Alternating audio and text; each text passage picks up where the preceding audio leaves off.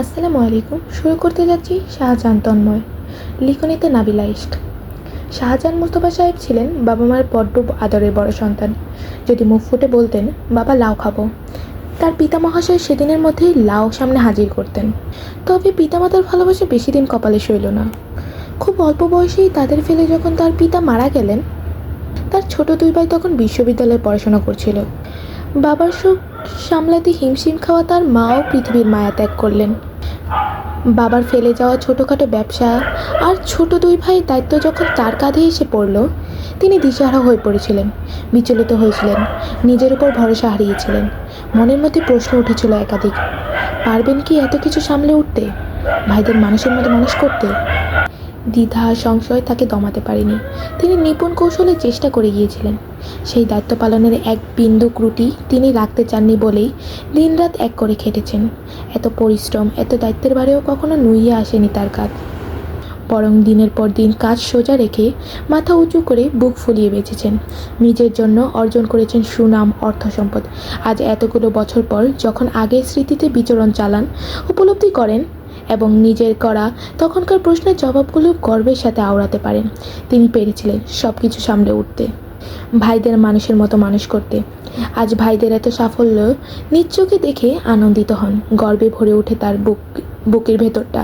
তবে তার জীবনেও এর চেয়েও বড় পাওয়া তিনি পেয়েছেন, যা কখনো কল্পনা করেননি, কখনো হয়তো বা স্বপ্নেও চাওয়ার স্পর্ধা করেননি, আশাটুকুও রাখেননি। তা হচ্ছে তার ছেলে, তার একমাত্র ছেলে, তার বড় সন্তান, তার চোখের মণি, তার মানিক, তন্ময়, শাহজাহান তন্ময়। মোস্তফা সাহেবের খাসা বাঙাল এই খানদানে মেয়ে মানুষের সংখ্যা প্রায় শূন্যের কোঠায় গিয়ে দাঁড়িয়েছে। তার নিজের কোনো বোন ছিল না, না ছিল কোনো ফুপি। সেই সুবাদেই বুঝদার হওয়ার পর থেকে তিনি প্রথম সন্তান হিসেবে একটি কন্যা সন্তানই চেয়েছিলেন আল্লাহর দরবারে। মোনাজাতে তিনি একটি মেয়ে সন্তান চাইতেন, অথচ বিধাতার ছিল ভিন্ন পরিকল্পনা। ভরা বর্ষার এক ভোরে মুস্তফা সাহেব স্বপ্নে দেখেন, অদ্ভুত স্বপ্ন। স্বপ্নে তার ছেলে সন্তান হয়েছে। সেই ছেলে পুতুলের মতো দেখতে, কি সুন্দর তার গায়ের রং, মুখের গড়ন। মুস্তফা সাহেবের দিকে চেয়ে বাচ্চাটি হাসছে, কি সুন্দর সেই হাসি, যেন মুক্ত ঝরছিল। এরপরই বাচ্চাটা মুখ খুলল, দাঁতবিহীন মুখ খুলে তাকে ডাকলো, বাবা। আশ্চর্য, দাঁত নেই এমন সুযোগ বাবা ডাকলো কিভাবে? সে সময় তার স্বপ্নের ইতি ঘটে। আজানের ধ্বনি কানে ভাসছে, পাখিদের কিচিরমিচির, গাড়ির আওয়াজ মিলেমিশে একাকার। তারপর থেকে মোস্তফা সাহেবের আর কিচ্ছুটি ভালো লাগছিল না। অশান্ত মন নিয়ে তিনি স্বপ্নের কথাই ভাবতেন। তার স্ত্রী জাবেদা সেই স্বপ্নের 2 মাসের মাথায় অন্তঃসত্ত্বা হলেন। মোস্তফা সাহেব খবর পেয়েই জায়নামাজ বিছিয়ে নামাজে বসে পড়েন। মোনাজাতে তিনি স্বপ্নের ওই বাচ্চাটাকেই চাইলেন রবের কাছে। বিধাতা যেন তাকে ওই ছেলে সন্তানই দেন। হাসিতে মুক্ত ঝরা ওই বাচ্চাটাই তার চাই। এবং খোদার অশেষ রহমতে তার ঘর আলো করে এসেছিল তার ছেলে তন্ময়। মোস্তফা সাহেব বড্ড অকারণেই ছেলে পাগল বাবা ছিলেন। কি জানি কেন এত মায়া, এত মমতা তার ছেলের প্রতি ছিল। তিনি মাঝে মধ্যেই কী করবেন হদিশ পেতেন না। ভাবতেন, বেশি লাই দিলে যদি ছেলেটা খারাপ হয়ে যায়, বিগড়ে যায়, হয়ে যায় যদি ওই এলাকার বখাটে ছেলেদের মতো। ছেলেকে নিয়ে সহস্র স্বপ্ন বুনতেন। ছেলে মানুষের মতো মানুষ হবে, তার গর্ব হবে, এবং হয়েও ছিল। তন্ময় যখন হাঁটা শিখল, মোস্তফা সাহেব সেই কারণ ধরে চেনা জানা এলাকার প্রতিটি ঘরেই মিষ্টি পাঠিয়েছিলেন। তন্ময় যখন পিএসসিতে গোল্ডেন A+ পেয়ে উত্তীর্ণ হলো, মোস্তফা সাহেব স্কুলের প্রত্যেক শিক্ষকের দোরগোড়ায় নিজ হাতে মিষ্টি দিয়ে গিয়েছিলেন। তিনি যতটা ভালোবেসেছেন ছেলেকে, তাকে রীতিমতো ততটাই গর্বে আপ্লুত করে এসেছে তার তন্ময়। ছোটবেলা থেকেই ছিল অত্যন্ত শান্ত, ভদ্র এবং চুপচাপ স্বভাবে। মোস্তফা সাহেব ছেলেকে অফিসে বসেই ঘন্টার পর ঘন্টা মিটিং শেষ করে এসে দেখতেন তার তন্ময় চুপচাপ বই হাতে বসে আছে। তন্ময়ের একাডেমিক রেজাল্ট সবসময় ছিল চমৎকার। কখনো মোস্তফা সাহেবকে দুটো শব্দ অপচয় করতে হয়নি ছেলের পড়াশোনার পেছনে। বাজে বন্ধুবান্ধবদের সাথে মিশে আড্ডাবাজি করার স্বভাবও ছিল না। বিকেলবেলা এলাকার ছেলেদের সাথে ফুটবল খেলা ছাড়াও দৈনন্দিন অ্যাক্টিভিটিস ছিল সীমিত।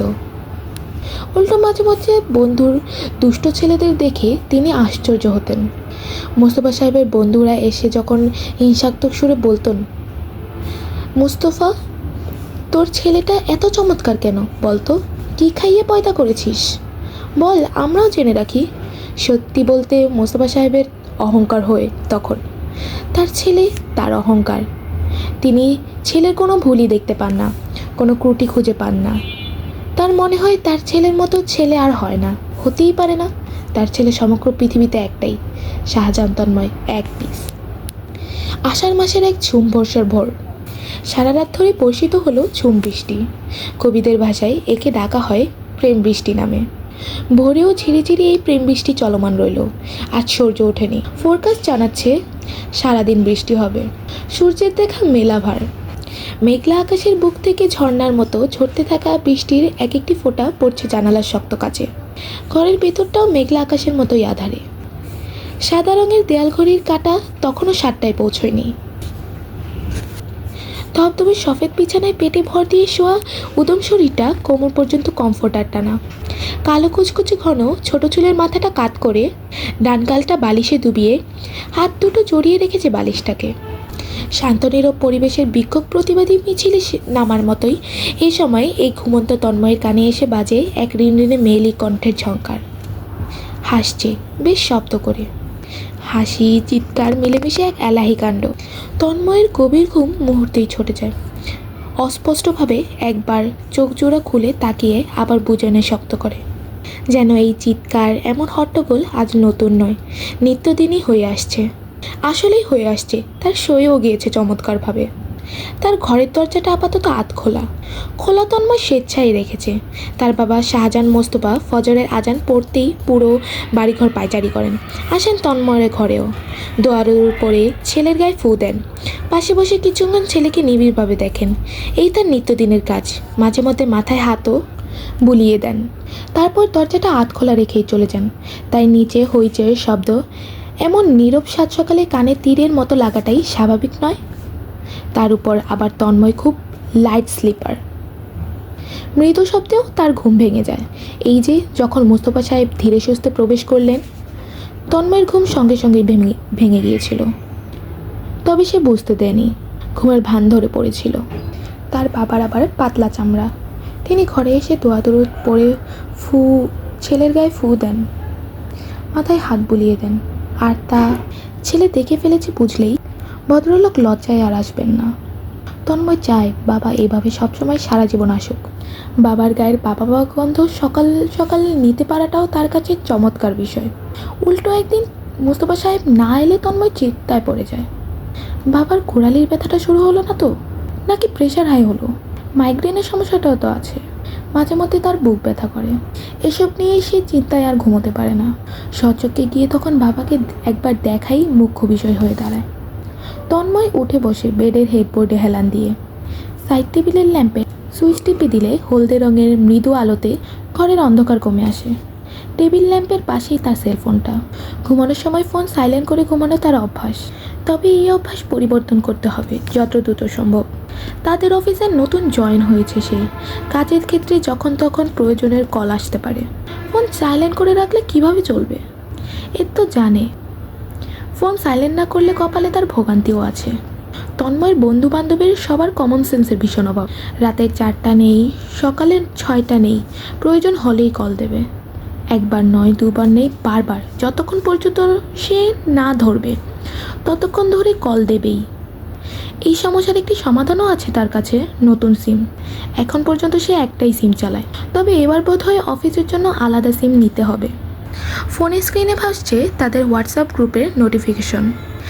রাতের 4টা পর্যন্ত কী সব যাত্রা নিয়ে কথা বলতে বলেছে ছেলেমেয়েগুলো। ফোন এবার টেবিলের উপর রেখে তন্ময় উঠে দাঁড়ায়। আজ সে দৌড়াতে যেতে পারেনি। বৃষ্টি হচ্ছে দেখে হয়তোবা মোস্তফা সাহেবও ডাকেননি। বাবা ছেলে মিলেই তো নিত্যদিন বের হন। অবশ্য মোস্তফা সাহেব জগিং করেন, তন্ময় দৌড়ায়। তন্ময় এগিয়ে গিয়ে জানালার পর্দা সরিয়ে দেয়। ঝুম বৃষ্টি। এই বৃষ্টি মনে হচ্ছে না সহজে থামবে। বাহিরটা ঘন কালো মেঘের মতো অন্ধকারাচ্ছন্ন, কেমন ঝিমঝিম করা আবহাওয়া। তন্ময় বৃষ্টি পছন্দ নয়, এমন মেঘলা আবহাওয়া নয়। তার ঝরঝরে পরিষ্কার বাতাস, নীল সাদাটে আকাশ ভালো লাগে। ঝলমলে দিনগুলোতে বেরিয়েও শান্তি, কাজকর্ম করেও শান্তি। এই যে বৃষ্টির জন্য আজ সে দৌড়াতে যেতে পারেনি, আজ সারাদিন তার মাথা ব্যথা করবে। দৈনন্দিন জীবনে যা সে করে অভ্যস্ত, তার বিপরীত ঘটলেই মাথার ভেতরে যন্ত্রণা হয়, বিরক্ত লাগে। বিরক্তের চোখ দুটোর দৃষ্টি হঠাৎ গিয়ে থামলো প্রাচীরের পেছনে লুকিয়ে দাঁড়ানো মেয়েটির ওপর। পিঠ তার দিকে, শুভ্র রঙের কামিজ পরনে, লম্বা ঘন কালো চুলের মোটা বেনুনি পিঠে পড়ে আছে। লাল ওড়নাটা বাতাসে দুলছে। পায়ে জুতো নেই। ধবধবে ফর্সা পা জোড়া পায়চারি চালাচ্ছে ছাউনির নিচে। ওকে চোখে দিচ্ছে এদিক ওদিক, হয়তোবা সুযোগ বুঝে বাগানের দিকটায় যেতে চাইছে, ফুল তোলার বাহানায় বৃষ্টিতে ভিজতে। ভীষণ বৃষ্টি ভালোবাসে কি না, বৃষ্টি দেখলেই পাখির মতো উড়ে উড়ে বেরিয়ে পড়ে ভেজার জন্য। নিশ্চিত ছাদের দরজা বন্ধ করে দিয়েছে চাচি, তাই বাগানে এসেছে। তন্ময় ফিরে তাকালো ঘরের দেয়াল ঘড়িতে। এত সকালে বৃষ্টিতে কে ভিজতে চায়? এমনিতে তো ওকে সাত সকালে তোলা অসম্ভব হয়ে দাঁড়ায়। তন্ময় ওই চঞ্চল পাজোড়া থামতেই মুহূর্তেই গম্ভীর গলায় ধমকে ওঠে, অরু। তন্ময় স্পষ্ট খেয়াল করলো ছোট কাচর শরীরটা তার গর্জনে কেঁপে উঠেছে। ধরফরিয়ে আতঙ্কের চোখ তুলে তাকালো। সুন্দর চোখ মুখে পানি ছিটে ফোটা। মনে হলো পদ্ম ফুলে বৃষ্টির পানি পড়ছে টুপটুপ করে। গোলগাল মুখটা ভয়ে এইটুকুনি হয়ে আছে। হাঁসফাঁস করে ভয়ে দৌড়ে পালালো ভেতরে। বড্ড চঞ্চল, বড় চাচা আনোয়ার সাহেবের একমাত্র সন্তান, সেটাই অরু। ভীষণ আদরে বড় করছে। মেয়ে যা চেয়েছে তাই এনে দিয়েছেন। সাথে তার বাবা, ছোট চাচা তো আছেনই, তার সবচেয়ে বড় একজন তন্ময়ী। সবাই মিলে মেয়েটাকে একেবারে বিগড়ে ফেলেছে। এদিক দিয়ে অবশ্য তন্ময় শান্তি আছে যে সব দস্যিপনা ওর বাড়ির মধ্যেই, এমনিতে লক্ষ্মী আছে। তন্ময় তাকিয়ে রইল অরুর এতক্ষণ দাঁড়িয়ে থাকা জায়গাটার দিকেই। আজও 17তম জন্মদিন। জন্মদিন উপলক্ষে সন্ধ্যায় ঘরোয়া আয়োজন করা হয়েছে। বার্থডে কেকের অর্ডার তন্ময় নিজেই দিয়েছে গতকাল রাতে। 4 তলা কেক, চকলেট ফ্লেভার। ও আবার চকলেট ফ্লেভার খুব পছন্দ করে। কেকের ফ্লেভারটা এবার ভালো হলেই হয়। জানালার পর্দা ছেড়ে তন্ময় গোসলে ঢুকে। সাত সকালে গোসল করার অভ্যাস থাকলেও সে আজ করলো না। আজ সে বাড়িতেই আছে, অর্থাৎ সাত সকালে গোসল করার প্রয়োজন নেই, দুপুরের দিকে করা যাবে। ওর জন্মদিন বলেই অফিসে যাওয়া হয়নি। অবশ্য সে চেয়েছিল যেতে, সন্ধ্যার আগেই ফিরে আসতো। যেহেতু অফিসে নতুন জয়েন করেছে, তাই কোনোভাবে অ্যাবসেন্স থাকতে চাচ্ছিল না। কিন্তু মোস্তফা সাহেব বেঁকে বসলেন। তার এক কথা, আজ বাড়িতে থাকতেই হবে। অগত্যা আর যাওয়া হয়নি তন্ময়ের। বাবার কথা খুব কমই সে অমান্য করেছে তার জীবনে। বাবার কথা সবথেকে বড় অমান্যটা এখনও তার করা বাকি। যা বুঝছে এবং দেখছে সেই দিন বেশি দূরে নয়। তন্ময় হাত মুখ ধুয়ে বেরিয়ে দেখে বিছানায় পা দুলিয়ে বসে আছে দীপ্ত। তন্ময় ছোট চাচুর ছেলে। ওহি সাহেবের 3 সন্তান, বড় আকাশ, রুবি মেজো আর ছোটটা দীপ্ত। দীপ্তর কোকড়া চুলগুলো বেশ বড় হয়ে গিয়েছে, বাতাসের চুলগুলো দুলছে। পাজরাও দুলিয়ে চলছে দিব্যি। গোলগাল চোখ মুখে মোটা ফ্রেমের চশমা। এবার ক্লাস 5-এ উঠছে। তন্ময়কে দেখতে পেয়েই বোকাশোকা হাসলো মুখ ভরে। বুজুর্গদের মতো বলল, তন্ময় ভাইয়া, আজ আমি একটা স্বপ্ন দেখেছি।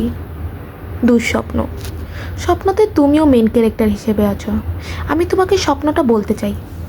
হাতের তোয়ালে দিয়ে মুখ মুছতে নিয়ে তন্ময়ের ডান ভ্রু তুলে বলল, বল তাওয়ে। দীপ্ত ব্যস্ত গলায় হাত নাড়িয়ে স্বপ্নের বর্ণনা করল। স্বপ্নে তুমি অরু আপিকে খুব করে ধমকাচ্ছ। আমার জন্যই। অরু আপি আমার কান মলে দিয়েছে বলে। তুমি ধমকানোতে অরু আপি খুব ভীষণ কাঁদল। আমি অরু আপিকে সান্ত্বনা দিতে যেতেই আপু আমার চুল টেনে সব ছিঁড়ে ফেললো। আমি হয়ে গেলাম টেকো। তন্ময় ততক্ষণে তোয়ালেটা মেলে দিল বারান্দায়। দীপ্ত তার পিছু পিছু ঘুরছে। এই স্বপ্নে কি কোনো মানে আছে? তোমার কি মনে হয় ভাইয়া, অরু আপি কি সত্যিই আমার সব চুল টেনে ছিঁড়ে ফেলবে ইন ফিউচার? আমার কি তার থেকে দূরত্ব রাখা প্রয়োজন? তন্ময় কপাল মালিশ করলো 2 আঙুলে। তার মাথা ধরেছে। অহেতুক আলাপ মোটেও পছন্দ হচ্ছে না, তাই গম্ভীর মুখে আদেশ ছুড়ল, এই ব্যাপারে পরে কথা বলছি। তুই গিয়ে আমার জন্য কফি পাঠাতে বল। দীপ্ত ব্যস্ত পায়ে বেরিয়ে গেল। ছেলেটা কাজের আছে। তন্ময়ের বেশ বাধ্য, যা বলবে সে অক্ষরে অক্ষরে পালন করবে। দীপ্তকে পাঠিয়ে তন্ময়ের ল্যাপটপ কোলে নিয়ে বিছানায় বসলো অফিসের কিছু ইমেল চেক করার জন্য। ল্যাপটপ খুলে সে মুহূর্তেই ব্যস্ত হয়ে গেল। বারান্দার দরজা খোলা, জানালার কাচ সরানো, বৃষ্টির শব্দে ঘরদোর মুখর। এ সময় দরজায় টোকা পড়ে। তন্ময় মাথা তুলে না চেয়েও শুধু পদধ্বনিতে বুঝে নেয় আগন্তুক কে হতে পারে। ল্যাপটপের স্ক্রিনের দিকে তাকাতেই অনুমতি দেয়, আয়। অরুর হাতে ট্রেতে ফ্ল্যাক্স, কফির জন্য রাখা মগ, প্লেটে ফ্রুটস কাটা, অরেঞ্জ জুসের গ্লাস। ট্রেটা নিয়ে এতটুকু পথ অতিক্রম করতে গিয়েও দুবার হোঁচট খেয়ে গেল, অথচ পরিষ্কার পথ। হোঁচট খাওয়ার কোনো কারণ তন্ময় দেখছে না। ল্যাপটপ স্ক্রিন থেকে দৃষ্টি সরিয়ে অরুর উপর ফেলল। চোখে কাজল দিয়েছে, ঠোঁটে গোলাপি লিপস্টিক পরা, লিপস্টিকের উপর সম্ভবত আরও কিছু দিয়েছে। চকচক করছে কেমন। তন্ময় দৃষ্টি ফিরিয়ে নিল, গম্ভীর মুখে জিজ্ঞেস করলো, এত কিছু কেন? কফি চেয়েছিলাম। অরু ট্রেটা ধীরে সুস্থে খুব সচেতনের সাথে টেবিলের উপর রাখতে নিয়ে বলল, বড় মা খালি পেটে কফি খেতে নিষেধ করেছেন, বললেন কিছু একটু খেয়ে নিতে তারপর কফি খেতে। ও খুব সাবধানতার সাথে ট্রে টেবিলে রাখতেই গ্লাস থেকে জুস পড়ল ট্রেতে। জুসে ভিজল কাটা ফ্রুটসগুলো। অরু হন্তদন্ত হয়ে পরনে লাল ওড়না দিয়ে জুস মুছতে যেতেই তন্ময় নিমিষেই ওর নরম সোনার হাতটা ধরে ফেলল, 1 সেকেন্ডের জন্য মাত্র। পরপর ছেড়ে দিল নির্বিকারভাবে, বলল, কিছু করতে হবে না। ওর কিছু করা মানেই সবারও এলোমেলো করে ফেলা। এর চেয়ে এমনই থাকুক। ওর মুখটা কালো হয়ে গেল, হাঁসফাঁস করছে কেমন। ওনার একাংশ মুচড়ে যাচ্ছে সামনে, ঘুরে ফিরে তন্ময়ের দিকেই চাইছে। তন্ময় আপাদমস্তক ওকে অগ্রাহ্য করে বাকিটি জুস একটানেই শেষ করে। ফ্লাক্স থেকে গরম কফি মগে ঢালতে নিয়ে বেশ গম্ভীর মুখেই জিজ্ঞেস করে, এমন বৃষ্টির মধ্যে সাত সকালে বাগানে কি করছিলি? ওরও যেন এই প্রশ্নের অপেক্ষাতেই ছিল। দ্রুত সাফাই গাইতে বলে ওঠে, খুব বাতাসে ফুল টপটা উল্টে পড়ে গিয়েছিল, আমি ওটাই তুলতে চাচ্ছিলাম। তন্ময় কফির মগে চুমুক দিয়ে ওর মুখ পানে তাকায়। সরল মুখ জুড়ে বিষণ্ণতা, যেন ওর সাথে খুব অন্যায় হচ্ছে। তন্ময় আর ধমকায় না, শুধু বলে, বৃষ্টিতে যেন ভিজতে না দেখি। ওর ফ্যাকাশে মুখখানি চুপসে যায়, আমতা আমতা করে, তন্ময়ে ভাই আমি তন্ময় ব্যস্ত কণ্ঠে আদেশ ছুড়ে, যা নিচে যা।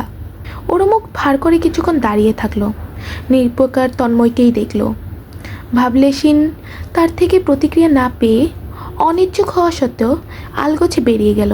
ও যেতেই তন্ময় চোখ তুলে তাকালো ওর যাওয়ার পথে। চোখের তারায় ভাসলো কাজল রাঙা চোখ দুটো। মেয়েটা ভারী দোষী হচ্ছে তো দিনকে দিন। তার সামনে সেজে গুজে টোটো করছে, এমন সাত সকালে কে ঠোঁটে লিপস্টিক, চোখে কাজল লেপটে ঘরে ঘুরে ফিরে বেড়ায়? ওর পক্ষেই সম্ভব। পড়াশোনাতে ফাঁকিবাজি হলে কি হয়েছে, বাদ বাকি সব কিছুতেই ফার্স্ট ক্লাস। তন্ময় মাথা খেতেও। বৃষ্টির জন্য অরুর জন্মদিনের অনুষ্ঠান ঘরে করার আয়োজন থাকলেও দুপুরের দিকে বৃষ্টি থামলো। আগের পরিকল্পনা ধরেই জন্মদিনের অনুষ্ঠান বাগানে করার সিদ্ধান্ত নেওয়া হলো। জন্মদিনের ডেকোরেশন সাজাতে ম্যানেজমেন্টের লোক চলে আসে বিকেলের আগেই। বাগানের দিকে আসতেই ডেকোরেশন ম্যানেজারের সঙ্গে দেখা হলো তন্ময়ের। দুজন বাগান জুড়ে হাঁটতে হাঁটতে আলাপ আলোচনায় বিভোর ছিল। হঠাৎ করেই তন্ময়ের দৃষ্টি গেল পশ্চিম দিকটায়। অরু চোরের মতো হুড়মুড়িয়ে ছুটছে বাগানের দিক। ফর্সা নগ্ন পাজোড়া, কোমর সমান চুলগুলো খোলা, বাতাসে দুলছে উড়ছে। এমন যদি পায়ে কাটা বিঁধে, ও পাগলের মতো কান্না করবে। নাকের পানি চোখের পানি এক করে বাড়ি মাথায় তুলবে। আদরের বাদর হয়েছে তো। তন্ময় ধমকে ডাকে, এই তোর এখানে কি কাজ? অরু থতমত খেয়ে ওঠে, থমকে পড়ে, ফিরে তাকায় অবুঝের মতো। পরপরই শব্দাত বের করে হেসে জবাবে বলে, কয়েকটা ফুল ছিঁড়ব, বার্থডে গাউনের সাথে লাল গোলাপ চুলে গুজবো, সুন্দর দেখাবে না বলুন? তন্ময় দৃষ্টি ফিরিয়ে নেয়। ম্যানেজার ভদ্রলোককে বলে, এক্সকিউজ মি প্লিজ। এরপর নিজের হাতা দুটো কোণের উপর উঠাতে এগোয় ফুলের বাগানের দিকে। বাগানে প্রবেশ করে ওর যা যা ফুল লাগবে তুলে এনে দেয়। আনন্দে ওর চোখ মুখ ফুলের মতো হাসছে। ফুলগুলো থেকে একটা লাল গোলাপ কানে গুজে তন্ময়ের দিকে যে অস্পষ্ট গলায় জিজ্ঞেস করে, ভালো লাগছে? তন্ময় অপলক তাকিয়ে দেখল, দৃষ্টি ফিরিয়ে নিল পরপরই। এলোমেলো ভঙ্গিতে চারিপাশে চেয়ে বলল, হুম। অতটুকু জবাবই যেন ওর জন্য অনেক কিছু। মেয়েটা খুশিতে বাকহারা, ধেই ধেই করে ছুটে চলে গেল ভেতরে। শুনতে পেল না তন্ময়ের বিড়বিড় করে আওড়ানো কথাটুকু, এই ফুলের থেকেও সুন্দরতম ফুল তুই নিজে।